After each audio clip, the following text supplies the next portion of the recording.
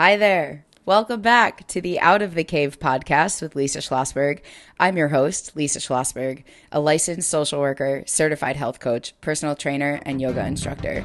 If you, like I have, struggle with your relationship with food, eating, and body image, I am here with this podcast to guide you into healing the relationship you have with yourself through a trauma-informed, holistic, and mind-body-soul approach. Together, we can support you in building a lifestyle of more peace, freedom, safety, and power. Hello, and welcome back to the Out of the Cave podcast.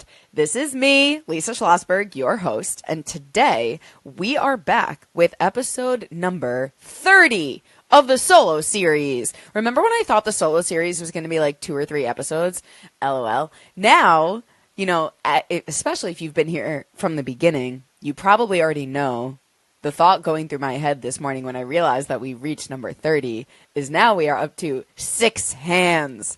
So when I was 5 years old and I was turning a full hand, and then when we had episode 10, we were 2 hands. Now we are at episode 30 and we are at 6 hands. So congratulations to us to getting this far, and thank you for being here. Today, you know, I'm going to be so straight up with you. I looked at my notes for today, which I've been, consulting and organizing for a while now. I looked at what was on my notepad today and was like, shit, there's just so much that I want to keep talking about. And it feels a little, what's the word? I don't know. It's getting messy. It feels a little bit messy to me right now because there's just so many parts, So anyway, that's how I come to you today. I'm very excited to sit here and record this because, as is again probably clear, I think this is the most important stuff in the world. So having said that, I want to again just kind of like dive in and continue the conversation. And I was thinking right before I hit record, the way I'm doing this, especially today, is very embodied in what I'm here talking to you about, where there is structure. And, I have this outline, I have these notes, there is some structure and organization. There is, that the energy of like discipline around it, but there's also flexibility. There's also intuition. There's space for flow. And so that's kind of how I'm going into it today is like, I have an idea of what we're covering, but I think the next few episodes are going to be this dance of holding that structure, but also following intuitively what feels aligned. So anyway, that's that. Okay, so the first thing that I want to follow up on, again, listen to the last episode if you haven't yet, but I was thinking about how, I gave the example of eating the salmon, rice, avocado, steamed veggie combination that felt really nourishing and soothing to my body and specifically my digestion. And then I listened to the rest of the episode, and maybe you realized this as you were listening to it, but if you didn't, I just want to point it out that the example that I gave about the feeling intuitively guided to have that meal really demonstrates what I then end up talking about, where as our friend Chad, aka ChatGPT, aka Robot, brought up in the conversation that I was having with it about bringing the masculine out of the shadow and having the masculine and feminine work together, was this idea that the feminine intuition can't guide choices and decisions if the masculine is so rigid and controlling. So I was saying to you, what I was aware of, that is, if I am so judgmental and afraid of food, and what's going through my head are fears and concerns about, eating carbs or having too much fat or things like that, if that masculine is too in its shadow, then I don't ever get to receive that more intuitive guidance. And that's kind of the whole point with all of this, is that we have our intuition as spiritual beings, as, animalistic instincts, energetic beings. This is what we are. We have our intuition that can guide us. That's that feminine kind of flow and wisdom that comes from within us. And if we're too, again, the masculine's in the shadow, then we can't access that. But so I think the example really almost speaks for itself in just illustrating this. That is, for me, then, it drops in intuitively that this is what my body wants and is craving and needing. And then my masculine energy being in a healthy place, that's what then considers the calories, the macros, what else I'm eating that day or that week or whatever else. It's like, it's not only the intuitive guidance and being willing to honor that, but it's also that, again, just awareness of what that means in terms of things like calories and macros. It's not controlling and it's not rigid and it's not fearful, but that's what it can look like to really hold both at the same time, where when it comes to nutrition, I am taking it seriously and I'm also holding it gently. And that is that. So again, it really all comes back to, and this is going to be the ongoing kind of theme, it goes back to when the masculine is in a healthy, aligned, balanced place and not a shadow, overactive place, you can have your intuition online. You can be intuitively eating within the structure or at the end of the day, if we're talking about intentional weight loss, within that numbers game, you can have both. And that's what we are here talking about. So basically, I just wanted to come back to that and unpack it a little bit more in detail about that idea of, releasing some of the rigidity so that your intuition so you can hear it ultimately. Okay. So in some ways, that is like the only kind of follow-up thought that I had that I wanted to share.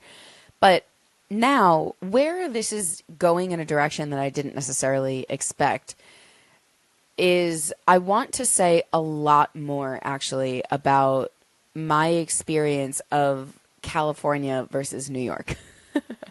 And once again, it's not about California and New York. It's about the integration of masculine and feminine energy and what that allows us to unlock when they can work together safely. But this is just how it's come to me, and this is how I've experienced it. And so I have to be honest with you. Part of me feels like this is so unnecessary and I don't need to get into it. But that feels like judgment. So this is an example of just like in real time, that feels like the energy of judgment to me. And at the same time, I feel just called to say it all and to share it all and hope that there is value in all of it. So in some ways it feels a little bit like a sidebar, but it also isn't. And so I'm in this moment trusting the process, because I think a lot of this is, again, illustrating it on the surface so that we can really take it way deeper in terms of what it means for you in your relationship with yourself. So having said that, when I started thinking about my experience and writing all these notes about it, I figured the easiest way for me to really share the arc of it all is to just go chronologically, and then we'll go from there. So first, when I talk about, or I heard myself say that I went to California and like healed a bunch of my shit and then came back to New York, I want to talk a little bit about that, because I want you to know what I mean by that. Because again, all of this, I really invite you to hear, not as me, Lisa Schlossberg, and my experience of, moving from one place to another, but more so what it means thematically in terms of your relationship with yourself. Because where all of this is going, and I promise we will come back to it, is the idea that we have to heal our relationship with the masculine in order for it to feel safe. So me leaving New York to go to California to heal on a lot of levels and then come back to New York is really just, again, an illustration, an example. And so that's the invitation, okay? Is it's not about me. It's about healing so that we can integrate these energies in a way that will really allow you to go where you want to go. So, okay, back to me telling my story. When I moved out to California, so here's the deal. I was at NYU getting my master's in social work from 2017 to 2019. And part of the reason that so when I graduated college, it was 2015. And at the time, my plan was to go to Italy. I had still had no idea what I wanted to do with my life. And I wanted to go to Italy because I always want to go to Italy. Especially when I'm in some sort of existential crisis, which is why I've been there a few times. And so I wanted to go to Italy and teach English, and that was my plan. And I sent in a deposit for a program, and that was what I was going to do. And then around the second semester of my senior year of college, it was starting to be a little bit more clear that my dad was getting sick. And so I scrapped the whole plan and I moved back home. And that's why I was in New York, and I started working as a personal trainer at that time because I had to be home. And I knew that much. And so that's what I did for a couple of years. Personal training, became a health coach, and then I got my master's in social work at NYU. So while I was at NYU, my dad died in 2018 during my first year of school. And then I went through the second year of my graduate program. I finished that, and then I moved to California for a job. And so that's, that on the surface. But years later, I started kind of piecing together that, on the surface, yeah, I moved to California for a job. And I did have that job in mind for years. I was kind of setting it up for myself. I did a quick internship there the summer before. I was like planting seeds for a while. However, I think also the truth is that I had to get away from New York because, not just because of, everything I was saying about it feeling so cold and harsh and mean and all of those things, but because, the idea, and I've seen this quote a lot, that you can't heal in the same environment that made you sick. And at a certain point, I think that I realized that I moved to California because New York to me felt so heavy, and New York was just grief. New York was grief energy.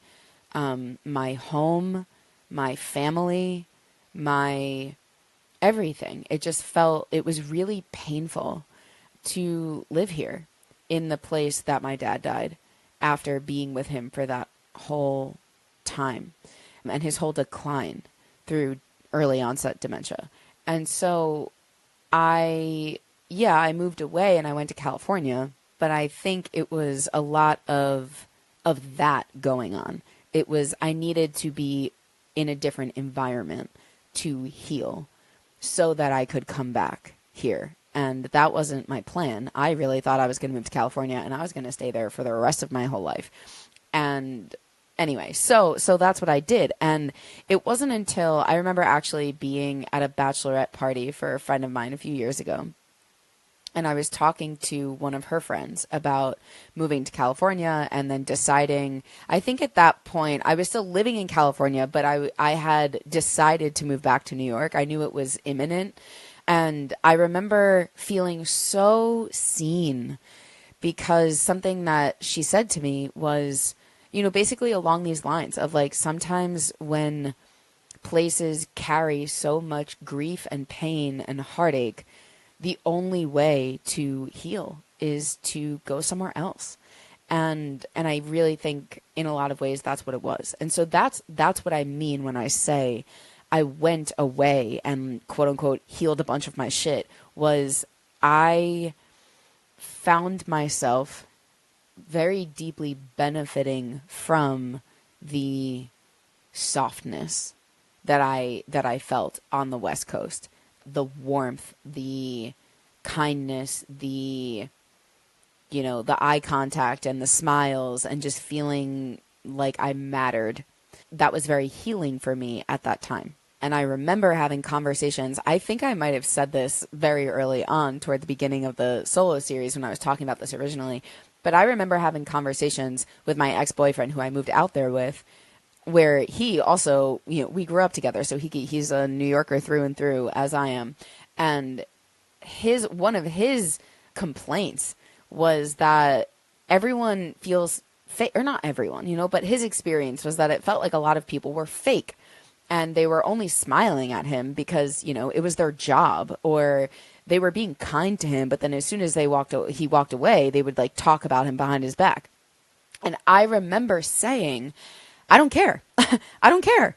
I'm at a point in my life where it feels so painful. And I am moving through such grief and heartache that I would prefer someone smile and wave at me and then talk shit behind my back than not look at me at all. I don't care what they're saying behind my back. I want to feel like I matter and that I belong, or that I'm being acknowledged at the very least. I need that where I am in my life right now. I need that. And I knew that at the time. And that's what the experience of Southern California for me was like in a lot of ways. Was it did feel sometimes inauthentic. It did feel fake sometimes. But there was a part of me that was very much like, yeah, that's fine. I want that and I prefer that and I need that right now. And then as time went on, I was out there for about 5.5 years. So as time went on and I healed a lot, and specifically, now this could be its own solo series, some of the relationships that I made out there were so incredibly life-changingly, deeply healing. I got to a point where eventually it was like, I don't want this anymore. I don't like this anymore. Now, to me, it feels fake and inauthentic. It feels like people are now it just feels like all of this walking on eggshells and sugar coating and just not, it just didn't feel aligned for me anymore. That's what it was. But again, it's not because anything outside of me changed. It's because my inner world changed and I was healing so much. But again, a lot of this I didn't even really know, or I knew it on some level, but I hadn't made a lot of sense out of it yet until I got back here. And so the next thing I'm thinking of is, when I go chronologically, it's that's how it went. Was I had to get out of here. I made some incredible friendships and relationships that really, again, supported me in so much healing. And then putting it all together, that there was, it started to feel different to me. Let's put it that way. But again, I wasn't conscious of a lot of this. And the other thing that I want to place here is that I was so heartbroken to leave San Diego when I left. And I remember bringing up so many episodes ago.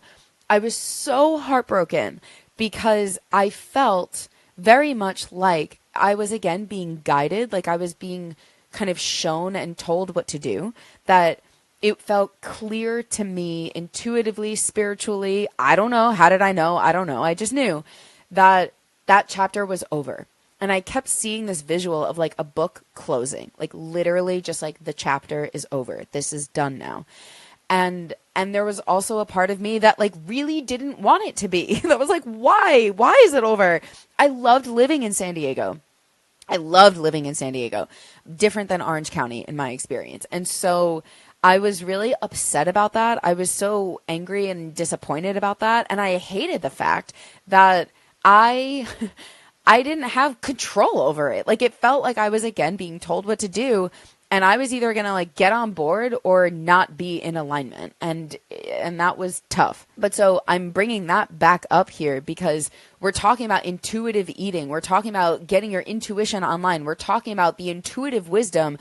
And if we are so, like, this is an example of like, if I am so controlling over my experience and my reaction to the intuitive wisdom of your time in San Diego is done now, if I am refusing to acknowledge that or honor that because no, I want to live here and I want to have control over how this goes and I want to know why and I want to, then that's it. Then I'm going to stay there. And that's not, then I am not honoring, again, my intuitive wisdom. And I think the really important thing about that, and by the way, I'm going through this again right now in a very different area of my life, but we'll probably come back to that, or it'll honestly probably make it to the Patreon. So plug for that.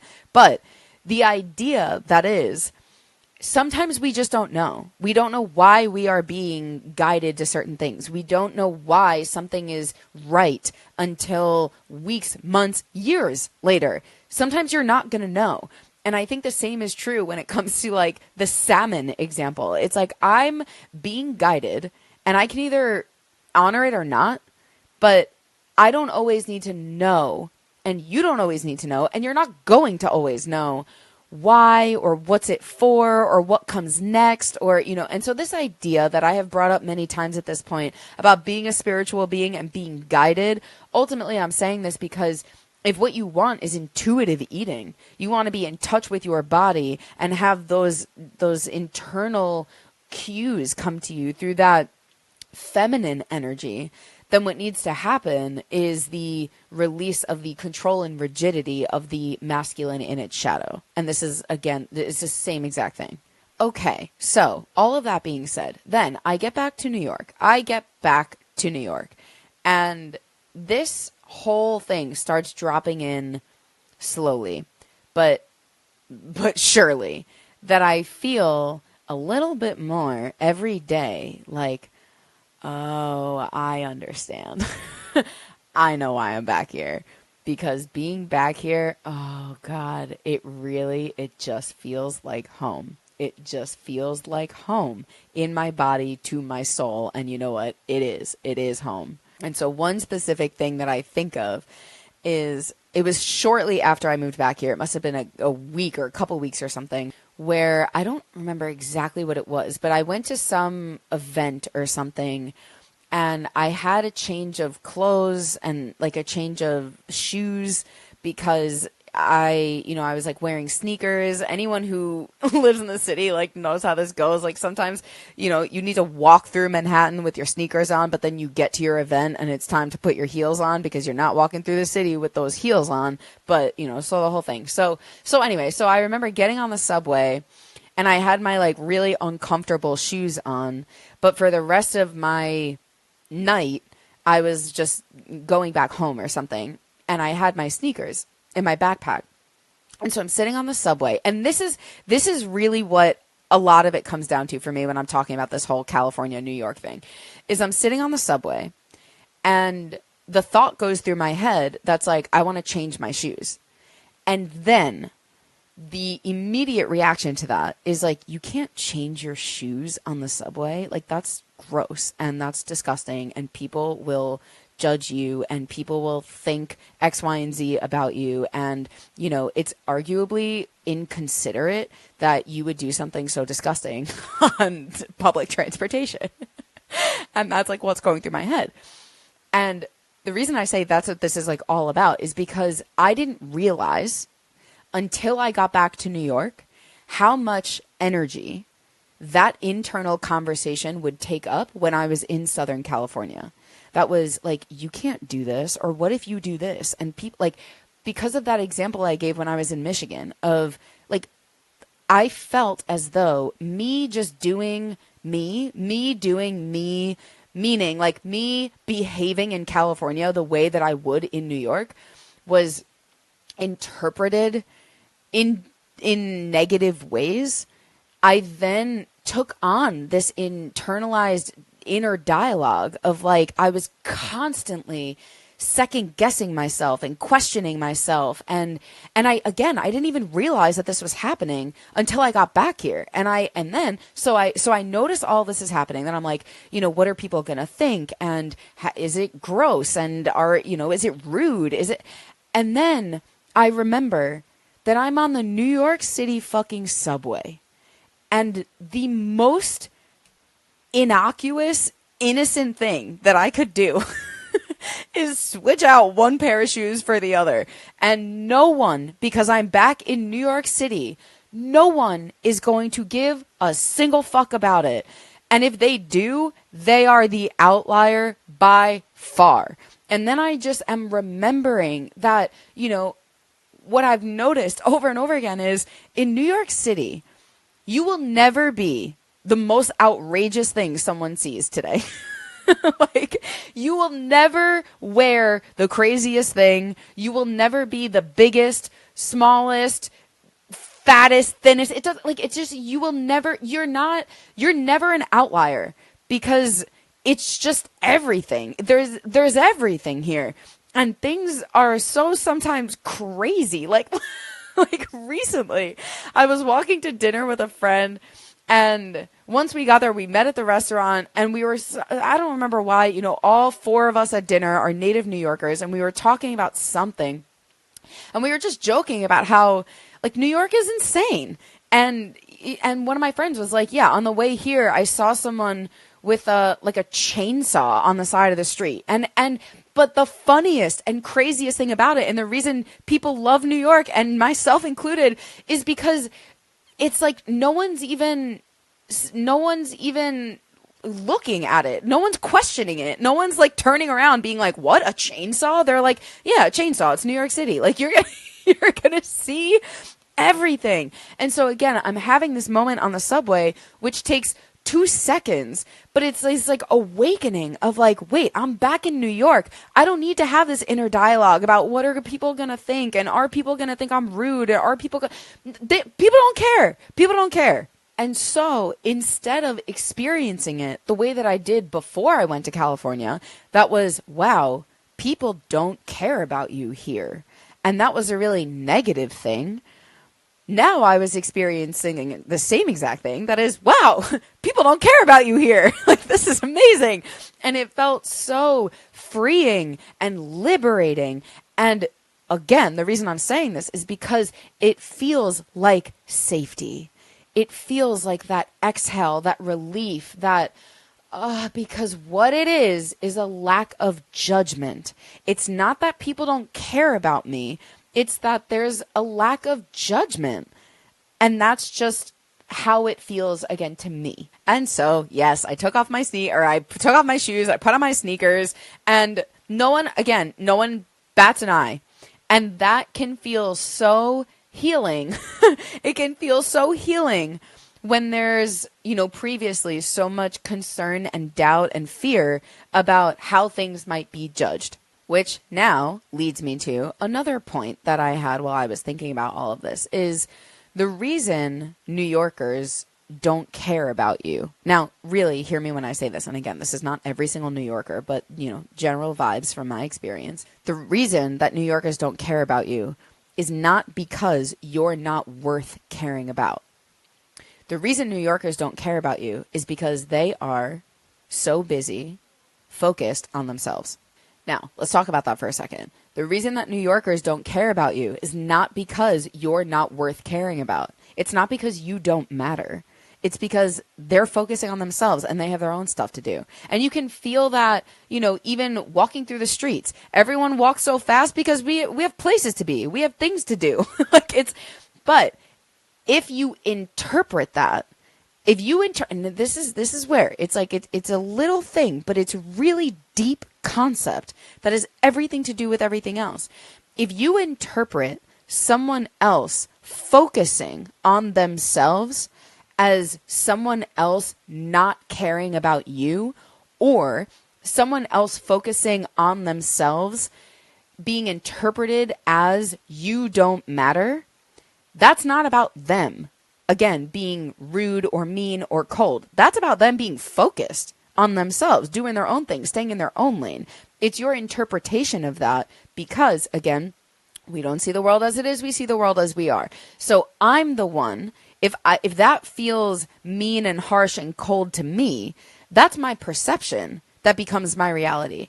That's not because someone else, right? And so that's, again, where all this is going, because the same thing happens internally. And I just want to say, when I was talking about this with Caroline, who I've brought up a million times now on this podcast, Caroline Lee Dewey, when her and I were having a conversation about this, because she also grew up and knows New York very well and lived in the city for many years before leaving, she always has such a brilliant way of saying everything. What a way with words she has. But she was saying, if you're in New York with a victim mindset, it will chew you up and spit you out. But if you can be bold and brave in New York, you can thrive. And that is what I've experienced. And again, externally, using New York City as an example of this, but also internally. If you have a victim mindset, you can really chew yourself up and spit yourself out.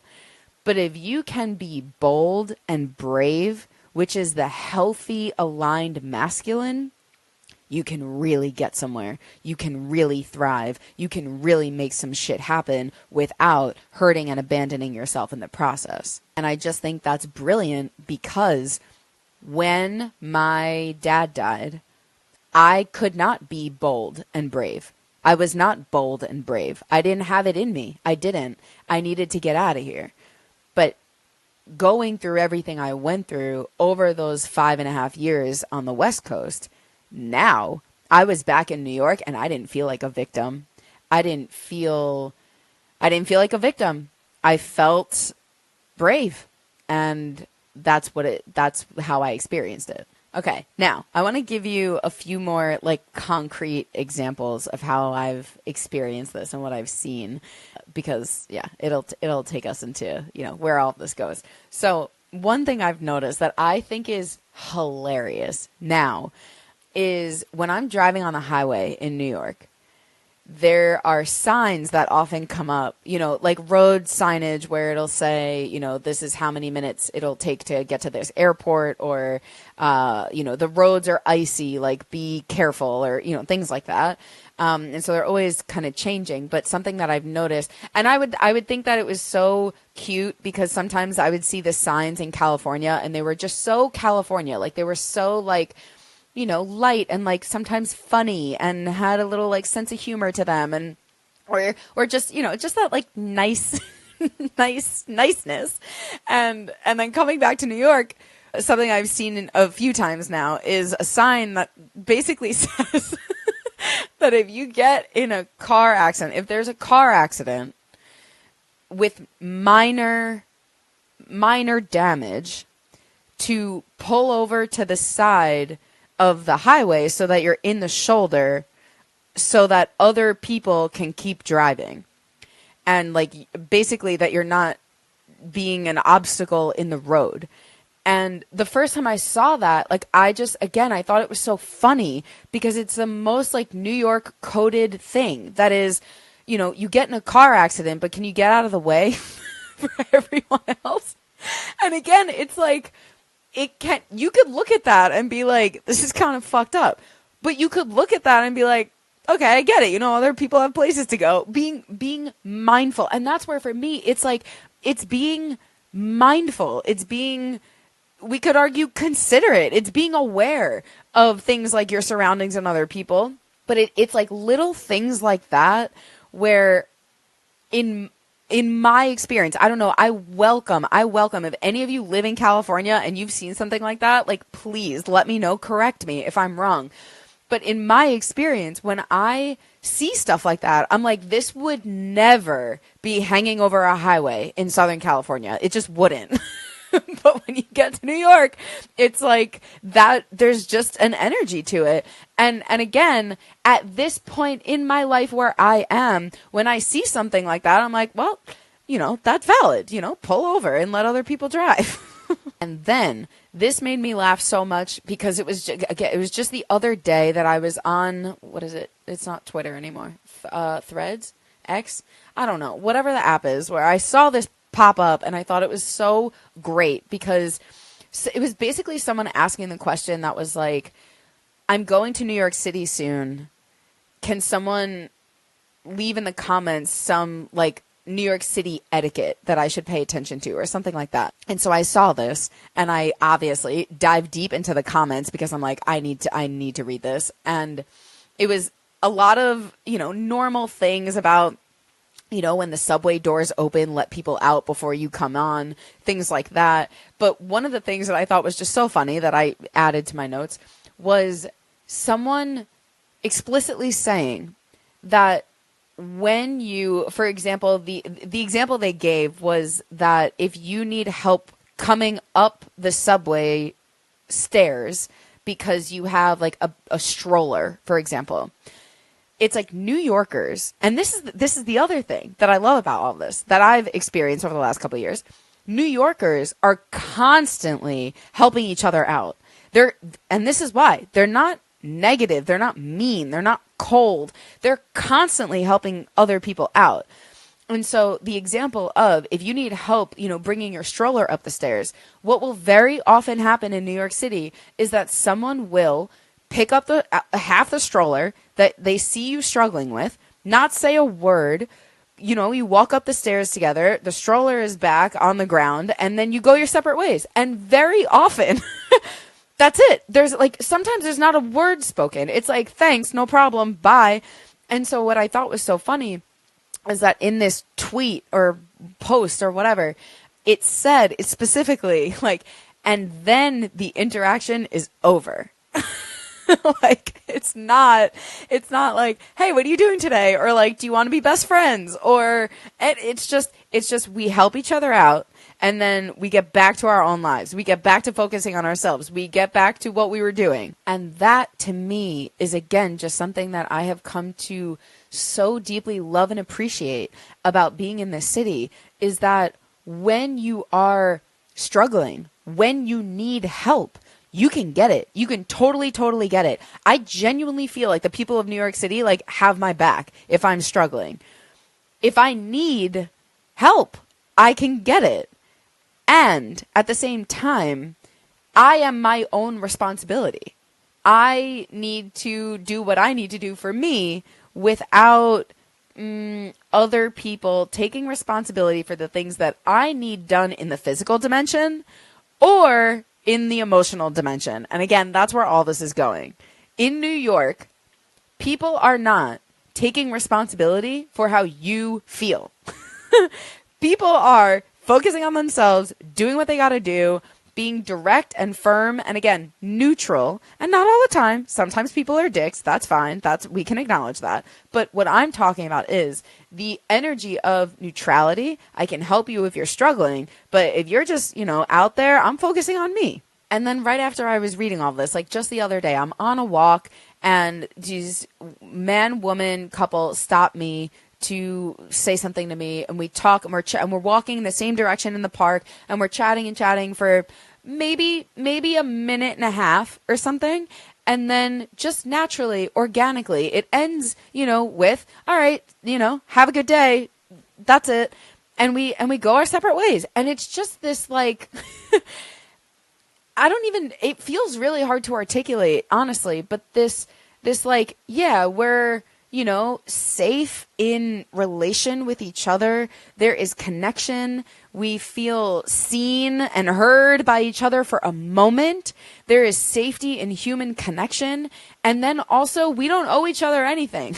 We're not bound to each other. We don't need to make it more than that. We're just going our separate ways. And it's moments like that happen all the time now where it's so flowy and fun. And and then sometimes things like that happen. And it's like, wait, we have a common interest, or you're doing this thing and I'm interested in that. And maybe it's like, hey, let me grab your number and let's stay in touch. And sometimes, and that's how I've made friends here too. But it's just this flowing with embodied authenticity of, if we want If we want to end the interaction, we end the interaction. It doesn't mean anything. It doesn't mean I don't like you. It doesn't mean I'm mean. It's just what it is. It doesn't mean anything. And that, again, is a lot when it comes to what's going on internally. And then the last example I wrote down here before I say so many other things is this happened really recently. I went to a pizza place near me. Talk about being grateful to be back in New York. Oh my God. Pizza and bagels. So I go to this pizzeria near me and I'm like, can I get a garlic knot? And he's like, so this is how it goes. Just like the banana story where there's not much to the interaction. Do you have bananas? No, that's the whole story. This was garlic knots. I said, can I get a garlic knot? He goes, they only come in orders. So how many? 3 or 6. All right, 3.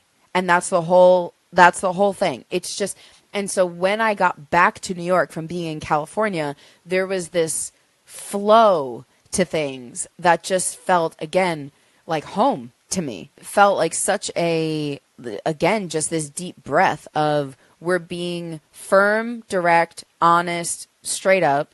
But nothing about that to me is rude or aggressive. Can I have a garlic knot? They only come in orders. How many? 3 or 6. All right, 3. It's just, we're just straight to the point, right? He's not being mean. I'm not being mean.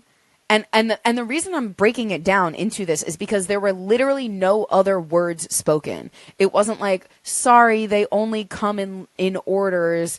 And I'm like, oh, damn. It was just, they only come in orders. How many? Okay, it's just, again, objective, fact, truth, with no other stuff around it. And then I'll tell you, because I thought this was so funny. And if you are a New Yorker, I think you'll appreciate this. You're probably all of this, but I saw a reel recently come up because, my phone is listening to now everything that I say. And so these things are popping up right on social media where it's talking about California versus New York, East Coast versus West Coast.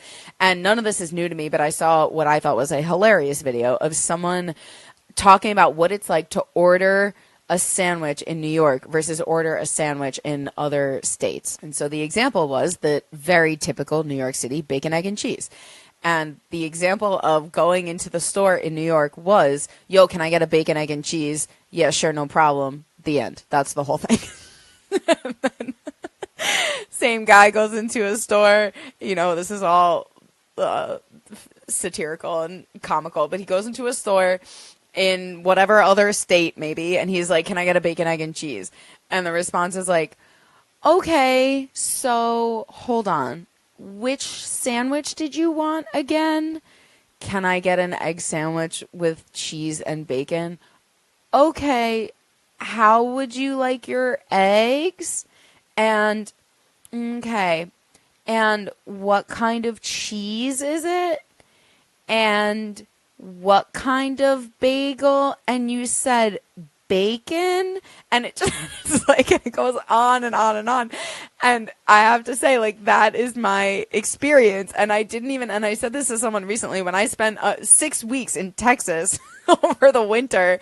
It was like day 1. I got there and I was like, oh, right. I forgot that everywhere feels slow in comparison to living in New York City. And then I remember the comment on that video that made me laugh so much that was like, as a native New Yorker, I had to go back to the beginning and watch the New York version of this to regulate my nervous system again. Like, it was like, and that, it's just, again, to me, all of this is just hilarious, but it carries so much meaning. Because again, I think even with the fast nature of things, it can be really easy to interpret that as urgent and unsafe and threatening.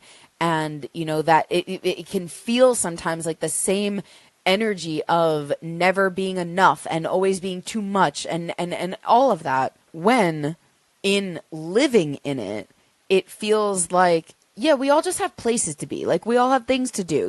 We're just on our way to something because our time matters, because we have a mission, we have a purpose. We're not victims. We're here to do things. That's the energy of it. When that can feel safe, which again, to me now it does. Okay. So Now, building on all of this, we've laid the foundation that at this point, it's really the idea that if no one cares, aka no one is judging, that can create more safety internally, right? If there is no outside audience that is judging my behavior as positive or negative, I feel safer to live, create, right? All of those things. It goes back to the idea of the requirements for creativity, essentially, are that there is not an external judge. And when we are only, moving through the world in a way that feels aligned with ourselves and our own values, then again, we are not being kind of pushed and pulled by the outside, by the external validation or lack thereof. So to me, now, the fact that it feels like, quote unquote, no one cares, what that feels like now is that there's no judgment. And that's great. And we've also laid the foundation that New Yorkers, I'm using New Yorkers, but the idea that there is a distinction between being rude and just not being fake.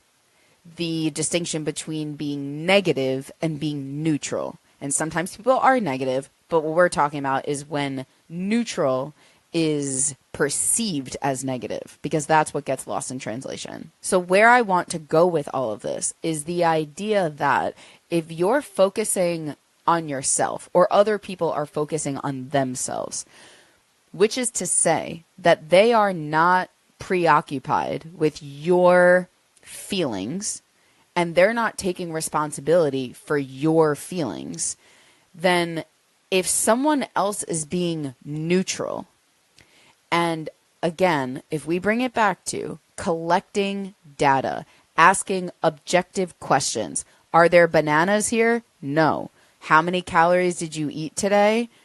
Whatever, if we are just collecting data and being objective and telling the truth in a way that says, me, the one being honest, firm, and truthful, am not responsible for how you on the receiving end feel about it, then I can show up and I can collect that data. But what's very often happening internally is that when we try to show up in that objective, neutral state, we are almost it's like we have a codependent relationship with ourselves. It's like we don't want to hurt our own feelings. We don't want to feel judged. We don't want to feel shamed. We don't want to feel those things. And so we're not even being neutral, because the neutral version of asking those questions are bringing up judgment and shame. And so it's kind of the same thing where I imagine if I were to say, do you guys have bananas? And in Southern California, they're like, sorry, we actually don't. And again, it's not I get that can be really kind, and I appreciate where that's coming from.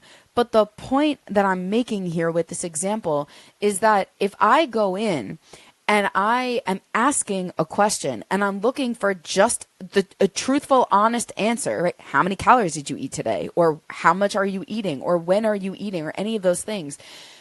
If the response is delivered in a way that is like, I don't want to hurt your feelings, that to me is what we're doing internally, where it's like, I don't want to look at how much I'm eating today. I don't want to look at how many calories there are because that'll hurt my feelings, because then I'll feel judged. Then I'll feel inadequate. Then I'll feel like a failure. And so the whole thing is we're not even showing up neutrally, because we're so preoccupied with not hurting our own feelings and not feeling, we don't want to be the drill sergeant, which is super valid, but then no one's showing up. We're so afraid of being the drill sergeant that we're not being the parent, which is very much like saying we're so afraid of gripping it too tightly that we're gripping it too loosely, and then no one's there at all. And no one's collecting the data. And then how can you be empowered and informed and educated if every time you try to pay attention, it feels like an attack. And so this comes back to a very complicated, it's not that easy, but it comes back to something I brought up a long time ago about the distinction between guilt and shame, okay? Which is guilt, I did something bad. Shame is I am bad.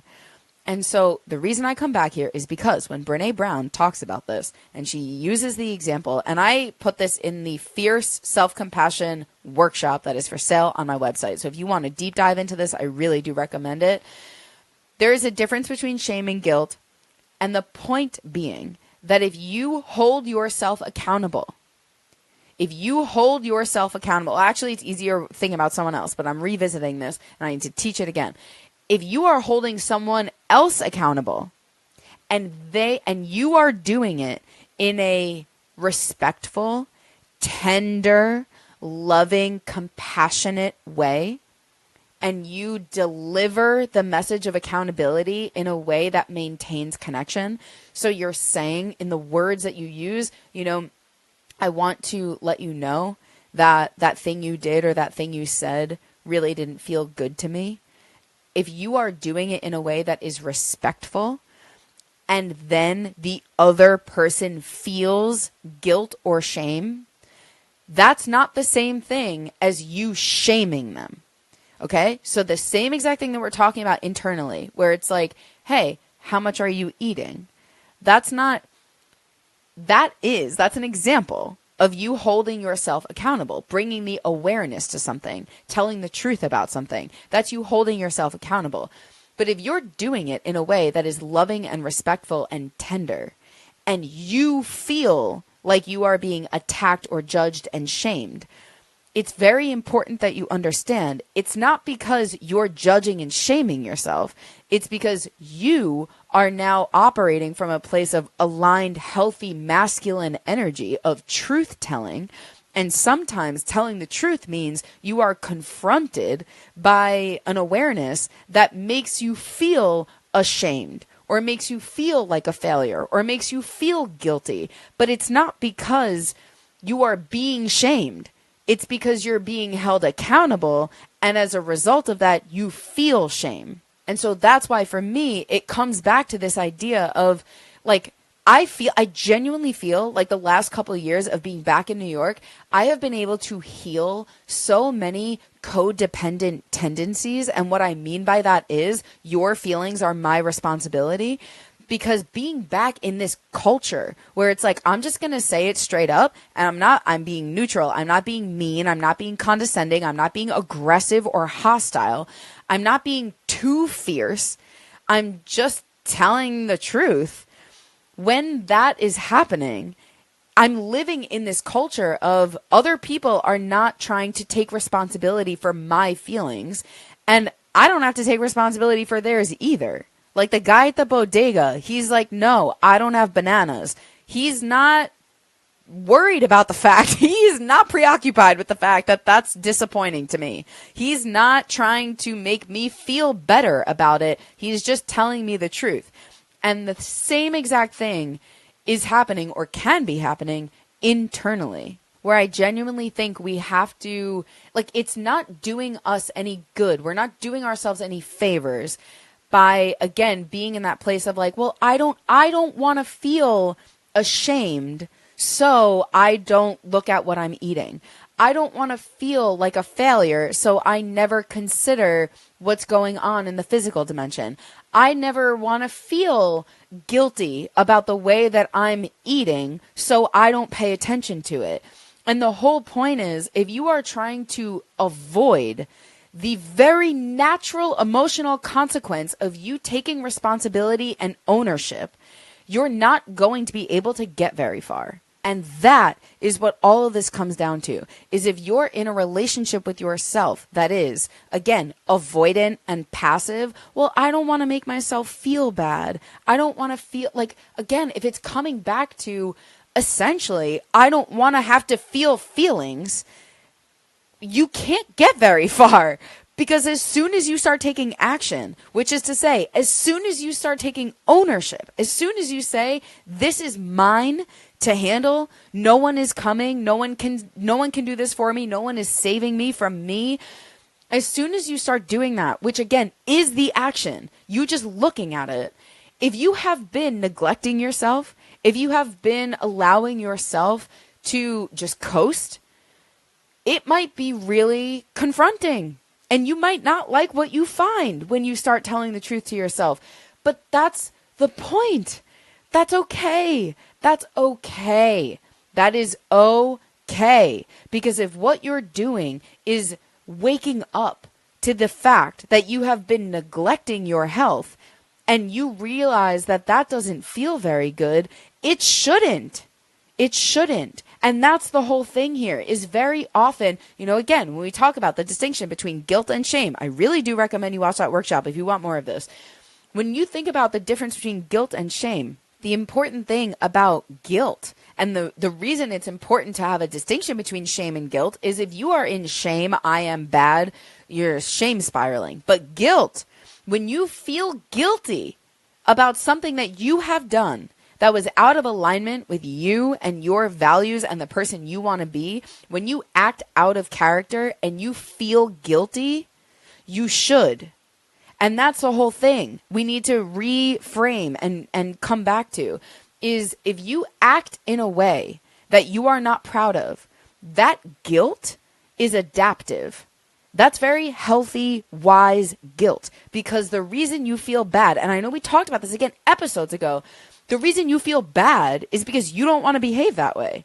And so if you didn't feel bad about that, then there would be no information for you to take moving forward for you to behave any differently. Like it's very wise. The same way that, we have the happy chemicals go off in our brain because we survive on food and we need it.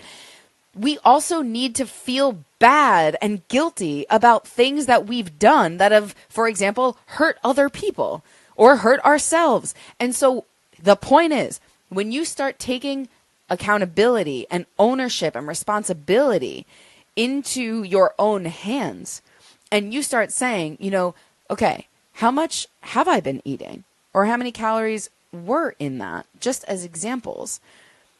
If it's uncomfortable for you because you're having an emotional reaction that is like, damn, I feel really bad about the way I've been treating myself, or I feel really guilty about the fact that I have neglected my health, whatever it is, your feeling bad is actually a really good thing.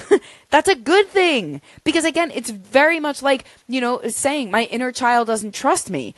Great. Your inner child has no reason to trust you. It's actually a good thing. As the parent to the child, I wouldn't want that child to trust me. I have not been trustworthy. It's very much the same thing where if you feel bad, welcome that, invite that in. Stop trying to avoid that because it is in the trying to avoid and prevent yourself from having any negative feeling at all about it that you are keeping yourself exactly where you are. Okay, so having said all of that, now I'm going to close it out by, again, reading you some of the things that I just have written here because I think they're starting to come together. But the idea, again, is, okay, it's objective data. It's not about you. And reading, again, if you keep thinking that it's about you, you're making meaning of it. And that is what creates danger, aka doesn't feel safe, which makes it unsustainable. And then you're unable to not just not sustain it, but very often it just keeps you stuck.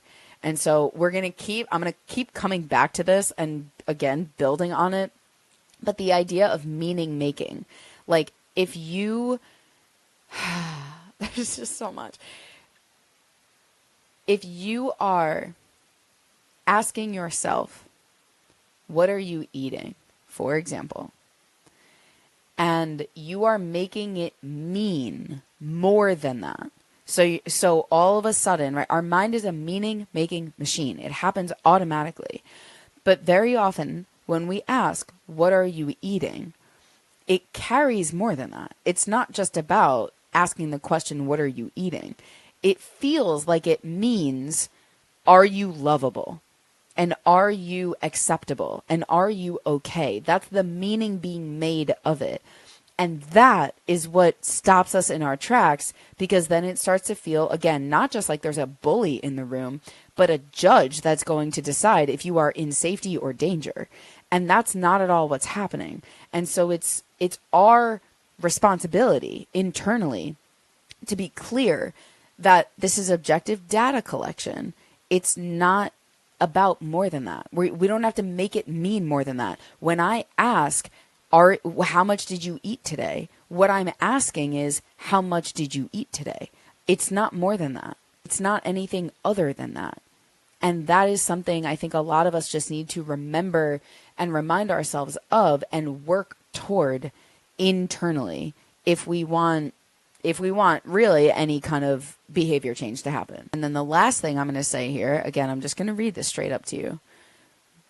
Once again, I probably said this 100 times already. We see the world as we are, not as it is. And what that means here is we see accountability as we are. We see discipline as we are. We see masculine energy as we are, not what it is.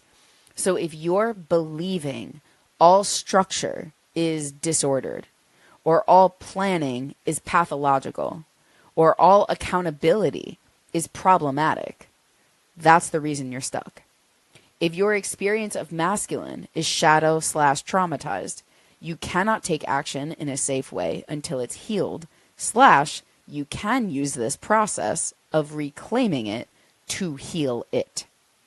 And that is what the next episode, maybe next couple episodes, are really going to get into, are the nitty-gritty of what it actually looks and sounds like to use this process as the, again, mechanism through which you get to practice and learn how to actually heal it. So that instead of every single time you ask a question, it feels like an attack, or feeling like you need to prevent and avoid feeling negative emotions at all. In order to actually get somewhere with it, how is it possible to quote unquote heal around the traumatized masculine energy? Because I'm giving you the example of how I needed to heal so much of my own stuff internally so that I could engage with this energy again in a way that feels safe.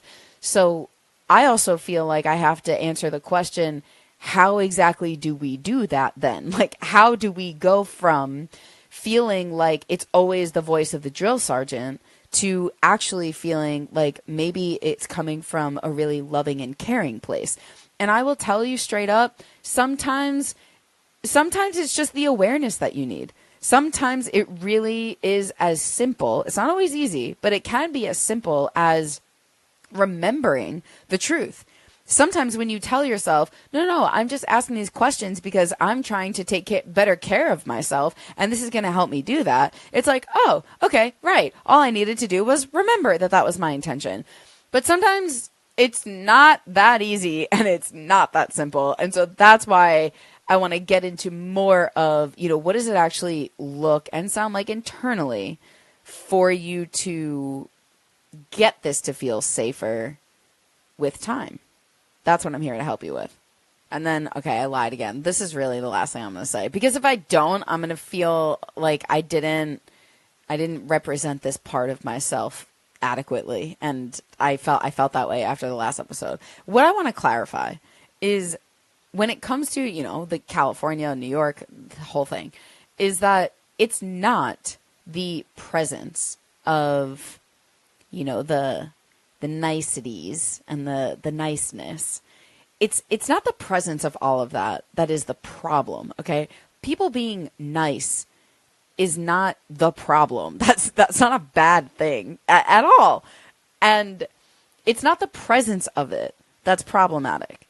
The problems that I want us to pay attention to, again, more so internally than anything, is when that niceness is inauthentic, So you don't really mean it. Because when it comes to internally, like, you really can't bullshit yourself because you're a system of energy. And so when everything comes down to energy, you can't, there's nowhere to go. Like, you have to be honest and authentic with yourself because otherwise you will feel it energetically. And so the problem is when it's not authentic. So when, again, for example, like my ex talked about, when people are nice, but then it feels like the second you walk away, they're going to talk badly about you, that it's just not authentic. And that's the problem. So that's number one. But the other thing, again, to pay attention to is that it's not people being nice, but it is when those things are stripped away from the interaction that it becomes immediately perceived as mean. That, again, it's the same swinging of the pendulum that is like, it can feel as though, consciously or not, that person is not taking responsibility for my feelings. They are being rude. And this, again, this could be an entire solo series on how this shows up in relationships. Because when you're in this kind of codependent dynamic, and I think for what it's worth, I think we live in a codependent culture, which is why living in New York is so healing for me around it, is that if that's the interpretation, that this person doesn't care if I'm disappointed, or this person is not going out of their way to prevent me from being hurt, they're being mean. No, they're not. They're just not taking responsibility for your emotional experience, nor should they. And that is, again, what we want to pay attention to. Because if I can take responsibility for myself and allow that to feel emotionally uncomfortable sometimes, but I also, so that's the fierceness, but I also have the tender self-compassion skill set to sit with all the feelings that come up. Now, I don't need anyone else taking responsibility for me. I don't need anyone else coming along to save me. I don't need anyone else coming along to heal my relationship with food because I have what I need to do that internally. So the last thing that I wrote down that I'm going to say here is, again, it's not the presence of the niceties that are the problem. It's the absence of them being interpreted as cold that is the problem. It's being seen as a bitch because I'm not sugarcoating shit that is the problem. So as you move into this week and all of this is marinating, it really comes back to this central idea over and over again. It's not about what you're doing. It's about the energy with which you're doing it. And so if things like accountability, ownership, responsibility, leadership, all of that discipline feels unsafe, the question is not about, is discipline unsafe? It's about, is your relationship with discipline still feeling unsafe? And that comes down to the energy with which you are practicing it. If the energy with which you are taking accountability and ownership is loving and gentle, this is the tenderness, then it doesn't feel unsafe. And then we can actually get somewhere. So that's where I'm going to leave it right now. And then we'll come back and say so much more about it. So, as always, please, I hope you enjoyed. Please rate, review, subscribe, and share. Share this pod and bring all of your questions to the Patreon if you are not already there. Okay, I will see you then. And I will see you next week. I love you so much. Goodbye.